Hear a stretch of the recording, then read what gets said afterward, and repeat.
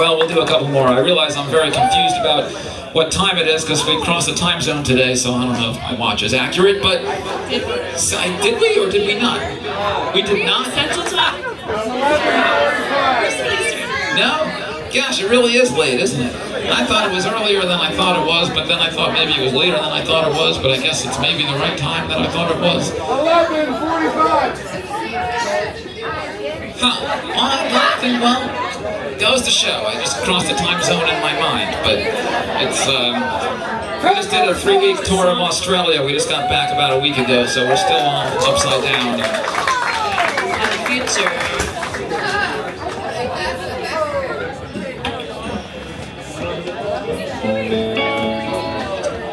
Alright, well, I just bought tickets to see this guy play in New York in August, so it's been a while since I've seen him. Maybe I'll get another song out of it this time, but this is the song I got last time, which was a while back. Today I went to Major Matt's to remaster my old album, and on the L train in the morning, I was kind of sure I saw Will Oldham. He was wearing the same sunglasses he had on stage at the Bowery Ballroom. Had he come to walk among the Williamsburgers of his kingdom, and like the burghers of Calais, will a sacrifice be demanded, to offer up our dreams and beg for mercy empty-handed, and hapless in our hipness crowded 5 to an apartment, will relegate our dreams to hobbies and deny our disappointment. Cause the Stones in 65 want total satisfaction, kid, but the Stones in 69 see grace in just getting what you need. But if that's a victory, then I'd hate to see what I'd look like defeated. So I know there are those who walk among us who seem to get their dreams unimpeded. But today when I went to Major Matt's to remaster my old album, on the L train in the morning, I was kind of sure I saw Will Oldham. He was wearing the same rock star sunglasses he had on stage at the Bowery Ballroom. Had he come to walk among the Williamsburgers of his kingdom, you might say, now there's a guy who seems to have the world laid out before him. You might say he's just a rich kid or a fascist or a charlatan, but either way you say it, if you look at indie rock culture, you really can't ignore him. And even if at first dismissive, after some listens you'll enjoy him. I was thinking this on the L train, intent on bursting my own bubble. How long should an artist struggle before it isn't worth the hassle? And admit we aren't fit to be the ones inside the castle.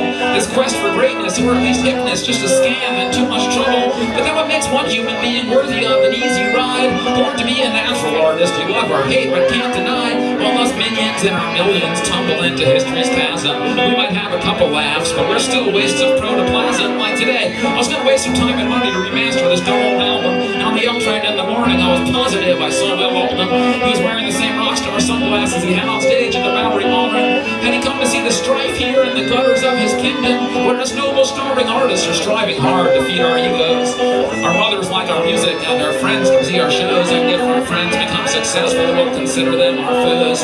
Go home to our 4 roommates after paying big bucks for rock star shows. What a nightmare, what a horror. I don't want no part of this. Just get me off this crazy ride. I'm gonna puke, I'm gonna piss. I'd rather kill myself. I'd rather just relax or not exist. You say you want to do an email interview, oh what the heck, I can't resist. Hey mom, guess what, today I did another magazine interview. Honey, that's great, you're really famous. Yeah, I'm gonna be 52. I kinda thought I was gonna grow up to do stuff that would benefit humanity, but it's getting harder to tell if this artist's life is even benefiting me. Cause today, I was gonna waste some time and money to remaster this stupid old album, and on the L train in the morning, I was absolutely sure I saw Will Oldham. He was wearing the same big rock star sunglasses he had on stage at the Bowery Ballroom, and since I was feeling in need of answers, I just went right up and asked him. I said, Will, Bonnie, Prince, Pals, whatever, what do you think about it? Is it worth being an artist or an indie rock star, or are you better off without it? Because, you know, maybe the world would be better if we were all just uncreative drones, no dead childhood dreams to haunt us, a decent job, a decent home. If we had some extra time, we could do real things to promote peace, become scientists or history teachers or uncorrupt police at least. Come on, Will, you gotta tell me. I grabbed and shook him by the arm. The L train was leaving Bedford with 10,000 white 20-somethings crowded on. He opened his mouth to speak, but was lost in the rolling of the wheels. We were thrown together in a corner, and I yelled, tell me, man, for real, you're living comfortably, I assume, even if you're not quite a household name. You reached a pretty high level of success and critical acclaim. And then the L train reached the first stop. A bunch of people piled out. I was staring into his sunglasses, and I was really freaking out. I was like, Steamboat Willie, Bonnie, Prince, all this shit, you're like the king of a certain genre, but even you must want to quit. Like if you hear a record by Bob Dylan or Bill Young or whatever, you must start thinking, people like me, but I won't be that good ever. And I'm sure the thing is, probably even Dylan himself too stays up some nights wishing he was as good as Allen Ginsberg or Camus. And he's like, dude, I'm such a faker, I'm just a clown who entertains. These fools to pay for my path, pathetic beauty, dreams. And Camus probably wished he was Milton too, or whatever, you know what I'm saying? So, Will you be straight with me now? It's just us two on this train, as I was gonna spend some time in Monday or day to remaster this stupid old album. And I saw you on the L train, I was like, hey, is that Will Oldham? He must at least have some perspective, because it's like living in this town, I get so confused and wound up and uptight, and I just don't know up from down. Then we reached the last stop, and the subway was deserted. There was a long moment of silence, and I let go of his shirt. I started to think maybe I'd made some kind of big mistake. I tried to walk out onto the platform, but by then it was too late. His sunglasses seemed to grow darker, and still he hadn't even spoke. He just came right up behind me and put his hands around my throat and threw me down onto the concrete and kicked my face in with his boot, dragged me down onto the train tracks and tied my hands back with his coat. And I was slipping out of consciousness as he was slipping down my jeans, and he was punching me and humping me, and I slipped off into a dream. So it might have just been a delusion, but I thought I heard him say something like, artists are pussies. Then he climbed back up and ran away. So I lay there in the darkness on the train tracks, cold and broken. The hours passed, and I thought, well, maybe I won't remaster that old album. And I started thinking maybe it really wasn't even Will Oldham, even though he did hold my arms and fuck me just like Will sings in A Sucker's Evening. But whether it was him or wasn't, I couldn't forget the words he'd spoken. Artists are pussies, like we're wusses, or we end up getting fucked. And other kinds of folks are dicks, tall, smart, and strong, and born to fuck us up. I know it sounds really terrible, awkward, sexist analogy, but at that moment there on the train tracks, it made a lot of sense to me. It was just some kind of natural balance, like two types of mental gender that's gone on in all societies in one form or another. Like some dicks were born to conquer, I probably would if I could, but if I'm just a pussy, that's okay, because in a few months maybe I'll put out something good. Thanks for Jeffrey Lewis on the voltage, that's Mallory on the violin, Valerie on the bass, Brent on the drums. Hey, we have a new album that just came out yesterday. That's on the table over there, along with some comic books and stuff. Thanks for listening.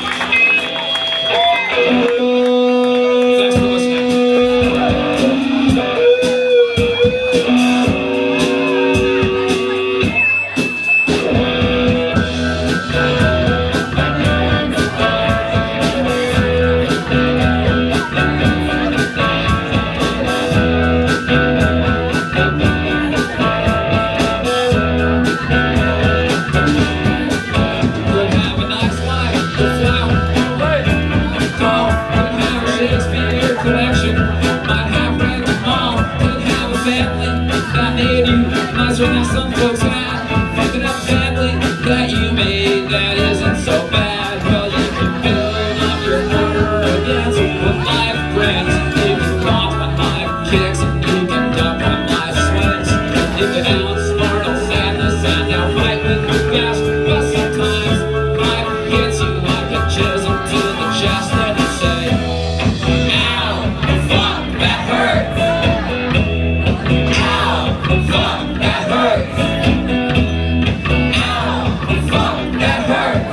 There'll be something sometime that makes you feel like you're dying. You're gonna have yours, and I'm gonna have mine.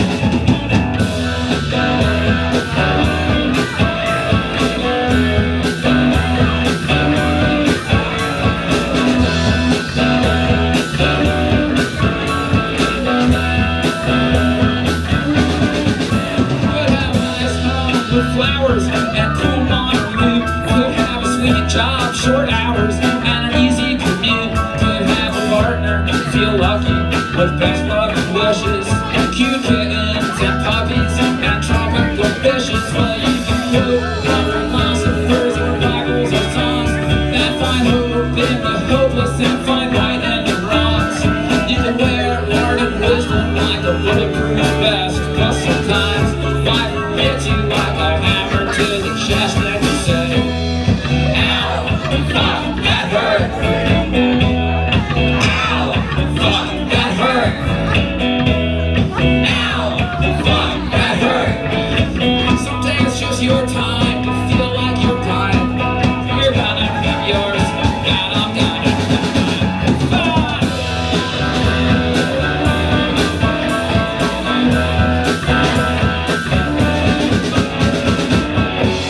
I think anyone who ever lived got through and enjoyed it, but somehow you, yeah right, you're gonna avoid it. Well, you can buy insurance against fire and death, and you can take to the right, you can tax it